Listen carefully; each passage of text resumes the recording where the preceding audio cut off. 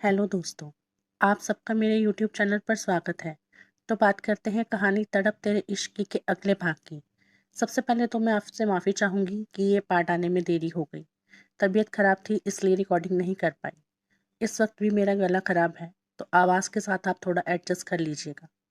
पिछले भाग में आपने सुना कि सैम को ऐसा लगता है कि प्रशांत को आराध्या और उसके साथ से जलन हो रही है। सैम अपने दोनों हाथ बांधते हुए, मुझे ऐसा क्यों लग रहा है कि मेरा राधिया के पास जाना या उससे दोस्ती करना इस सफाई के कीड़े को हजम नहीं हो रहा। कुछ तो है जो मैं समझ नहीं पा रहा। अगर मेरे आराध्या के करीब जाने से मेरे प्यारे भाई को जलन हो रही है तो फिर हम उसे और जलाएंगे। इतना अच्छा मौका मैं अपने हाथ से कैसे गंवा दूं? ऐसा तो नहीं हो सकता। उसके खुराफाती दिमाग में कोई शैतानी आइडिया आता है और उसके होठों पर शरारती मुस्कान तैर जाती है। वो कुछ सोचते हुए, मज़ा आएगा, बहुत मज़ा आएगा, ये कहता हुआ वो भी घर के अंदर चला जाता है। वो जल्दी जल्दी प्रशांत के पीछे जाने लगता है। प्रशांत अपने कमरे में पहुंच गया था। बस वो अपने कमरे का दरवाज़ा बंद करना भूल गया था। सैम दंदनाते हुए उसके कमरे में जाता है और एकदम से, बाय गॉड क्या लड़की है आराध्या। एकदम बिंदास, एकदम सिंपल, कोई घमंड नहीं। खूबसूरत सा चेहरा, उससे भी खूबसूरत दिल, और बातें तो इतनी प्यारी करती है कि बस सारा दिन बैठकर सुनता रहूं। सैम उसके पास उसके बिस्तर पर बैठते हुए बोलता है। प्रशांत, जो पहले ही खींचा बैठा था, वो और भी खिंच जाता है। वो घूर कर उसकी तरफ देखते हुए, मैंने पूछा तुझसे ये सब जो मुझे बता रहा है? जा अपने कमरे में, वो थोड़े गुस्से से बोलता है। पर सैम कहाँ मानने वाला था। वो प्रशांत की बात पर कोई ध्यान न देते हुए, अरे सुन ना मेरे भाई, मैंने आज तक आराध्या जैसी लड़की नहीं देखी। इतनी प्यारी और इतनी मासूम की पूछो ही मत। वो आराध्या के ख्यालों में खोते हुए बोलता है। प्रशांत एक तकिया उठाकर उसके मुंह पर मारते हुए, मैं पूछ भी नहीं रहा तो खुद ही बकवास कर रहा है। और वैसे भी तुझे तो हर लड़की प्यारी और मासूम लगती है। अब मेरा दिमाग मत खा, जा यहाँ से। वो एक बार फिर उसे बाहर का रास्ता दिखाते हुए बोलता है। पर सैम उतना ही उसके पास जाकर बैठते हुए, अरे यार सुन तो सही। मुझे पता है क्या लगता है कि उसका और मेरा ना सॉलिड कनेक्शन है। देखा नहीं तूने, आज उसने भी रेड पहना और मैंने भी। सैम की बात सुनकर प्रशांत की आंखों के सामने वही पल घूम जाता है जब आराध्या वो रेड ड्रेस पहनकर बाहर आई थी। आराध्या को याद करते ही उसकी धड़कन एकदम से बढ़ जाती है और इस बात पर वो हैरान रह जाता है कि ये एकदम से उसे क्या हुआ। सैम वहीं बिस्तर पर गिरते हुए, क्या लग रही थी वो रेड ड्रेस में। मेरी तो हार्ट बीट बढ़ गई थी उसे देखकर। पूरा दिन उसके साथ कब गुजर गया पता ही नहीं चला। मेरा तो दिल कर रहा था कि बस यूं ही उसकी प्यारी प्यारी बातें सुनता रहूं, वो बोलती रही और मैं उसे देखता रहूं। सैम बेपरवाह सा बस बोले ही जा रहा था और कहीं ना कहीं उसकी बातों से प्रशांत को जलन हो रही थी। वो एकदम से उठता है और कमरे का दरवाजा खोलते हुए, गेट आउट। इस बार वो गुस्से से बोलता है। उसका चेहरा देखकर ही पता चल रहा था कि उसे बहुत गुस्सा आ रहा है। वहीं उसका चेहरा देखकर सैम को मन ही मन बहुत हंसी आ रही थी। वो अंगड़ाई लेते हुए बिस्तर से उठते हुए, जा रहा हूं ना, गुस्सा क्यों कर रहा है? मैं तो तुझसे बस अपनी फीलिंग शेयर कर रहा था। ये कहता हुआ वो उसके कमरे से बाहर निकल जाता है और गुनगुनाते हुए अपने कमरे में चला जाता है। प्रशांत गुस्से से दरवाजा बंद कर लेता है। उसे खुद को नहीं पता था कि उसे इतना गुस्सा क्यों आ रहा है, क्यों उसे सैम की बातों से जलन हो रही है। वो अपने बिस्तर पर बैठता है और अपना लैपटॉप खोलकर अपना ध्यान काम में लगाने लगता है। उधर हर चीज से बेखबर आराध्या चैन से सो रही थी। उसे एहसास ही नहीं था कि कोई है जिसके दिल में उसके लिए एहसास पनपने लगे हैं। सैम भी अपने कमरे में जाकर शांति से सो जाता है क्योंकि वो बहुत थक गया था। खैर, रात गुजरती है और एक नया सवेरा होता है। सुबह होते ही पुष्पा सबसे मिलकर अपने घर के लिए निकल जाती है। प्रशांत और आराध्या दोनों ही ऑफिस जाने के लिए रेडी थे। बस एक सैम महाराज थे जो अभी तक सो रहे थे। शकुंतला सोफे पर बैठी थी। आराध्या रेडी होकर उसके पास आती है और उसके पास बैठते हुए, दादी, आप ठीक है ना? अगर आपको कोई परेशानी है तो मैं आज ऑफिस से ऑफ ले लेती हूँ, और उसकी फिक्र करते हुए बोलती है। शकुंतला प्यार से उसका गाल थपथपाते हुए, बेटा, अब मैं बिल्कुल ठीक हूँ।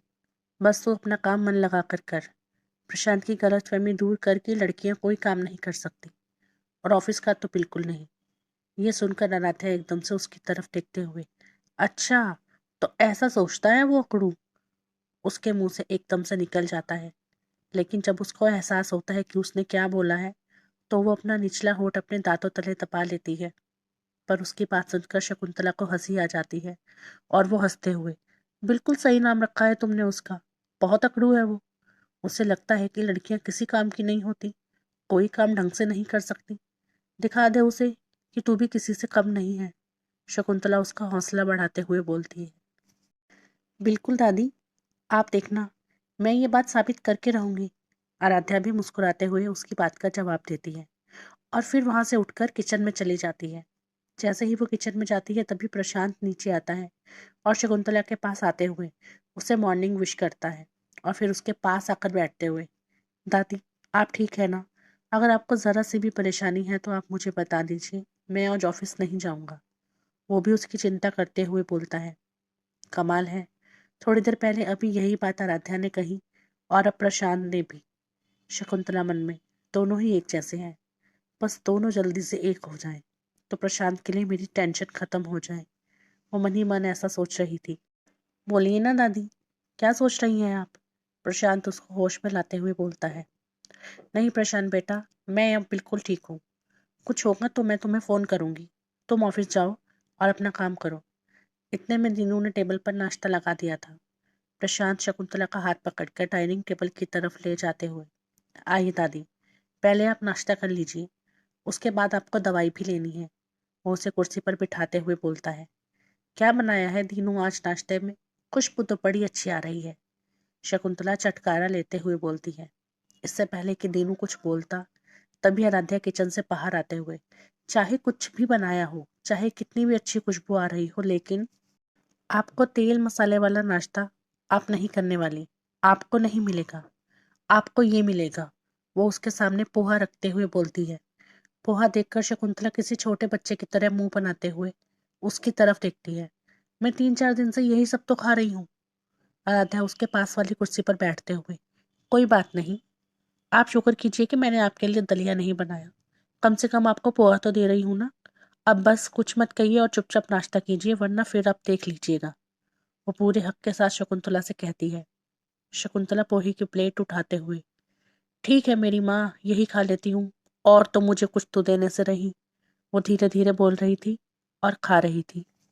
उनको देखकर आराध्या के होठों पर एक मुस्कान तैर जाती है और वहीं उन दोनों की बॉन्डिंग देखकर प्रशांत को बहुत अच्छा लग रहा था कि कोई इस कदर किसी से अपनापन कैसे जता सकता है। उसे याद आता है कि एक सुहाना थी जो कुछ शकुंतला के पास जाने में आनाकानी करती थी। प्रशांत के सामने तो शकुंतला से अच्छे से बात करती थी, लेकिन उसके बिना वो उसके पास बैठती तक नहीं थी। लेकिन उस वक्त हालात ऐसे थे कि प्रशांत कुछ समझ ही नहीं पा रहा था।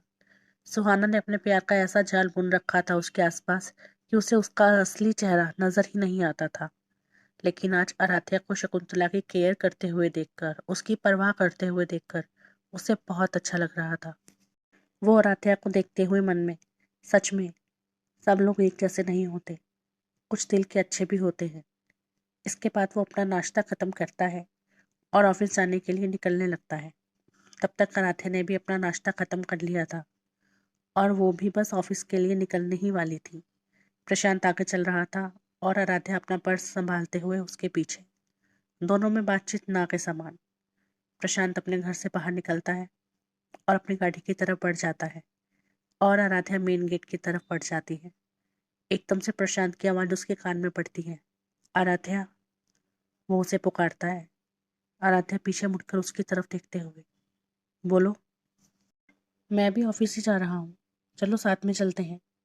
बड़ी मुश्किल से प्रशांत अपनी बात पूरी करता है, क्योंकि उसे समझ ही नहीं आ रहा था कि कैसे आराध्या से बात करे। पहले तो आराध्या को उसकी बात पर बहुत हैरानी होती है कि ये प्रशांत उसके साथ इतना स्वीट बिहेव क्यों कर रहा है। पर फिर एकदम से उसे ख्याल आता है कि प्रशांत उस दिन के लिए उसके साथ अच्छा बिहेव कर रहा है। आराध्या हल्का सा मुस्कुराकर, नहीं मिस्टर प्रशांत, मैं खुद चली जाऊंगी और तुम्हें ये फॉर्मेलिटी करने की कोई ज़रूरत नहीं है। जो हुआ था मैं उसे भूल चुकी हूँ। तुम भी अब भूल जाओ और वैसे ही रहो जैसे तुम हो, अकड़ू। इतना कहकर वो वहां से चली जाती है।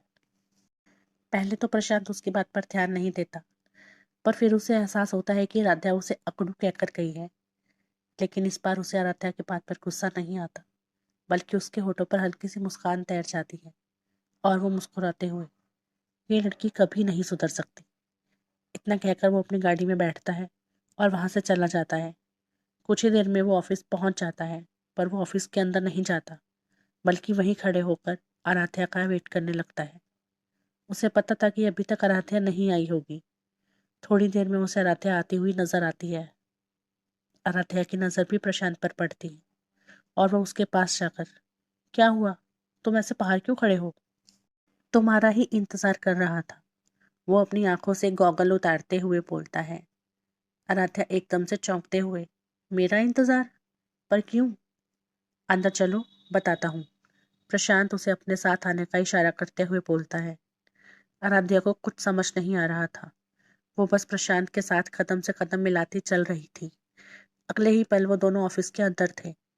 अब जैसे ही सबकी नजर आराध्या पर पड़ती है, जो कि प्रशांत के साथ चली आ रही थी, वैसे ही सबकी आंखें हैरानी से फैल जाती हैं। सब आपस में फुसर-फुसर करने लगते हैं कि इसे तो सर ने निकाल दिया था ना, फिर ये वापस यहाँ क्या कर रही है?